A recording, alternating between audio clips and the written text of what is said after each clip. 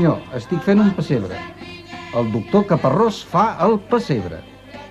Potser el col·legi de metges es posarien les mans al cap si sabessin que el doctor Caparrós perd el temps fent un pessebre. La dona que renta, la vella que fila i el brau caçador que sempre vigila. Però un pessebre és una cosa molt important. No perquè representa un fet passat, sinó perquè representa el futur.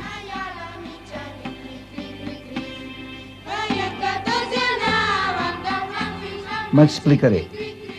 Si em preguntéssiu quina és la paraula més passada de moda, més cursi, més passota, que diuen ara, contestaria amor.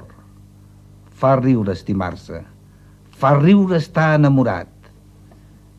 Mireu, si jo fos un metge de cine o de televisió, ja li hauria fet un nano a la numància.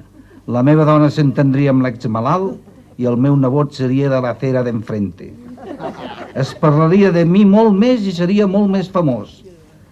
Però a casa tenim un defecte que la societat no perdona. Tots ens estimem. Encara que ens barallem. I ens barallem perquè ens estimem. I jo sóc un infeliç, de la Teresina res, de les castanyoles res de res, que a la juerga flamenca m'hi vaig a dormir. Jo estimo la feina, estimo els malalts, i em dic que fins estimo el senyor Sobrecausa, que és un pesat, i segurament no tardarà a estar dit tot. I el pessebre és això, una reunió de gent que estima, des dels 3 reis d'Orient fins a la figureta del pagès arrupit darrere una mata. Ja m'enteneu. Avui dia no es perdona que la gent sigui neta. Prefereixen els polls i les aranyes.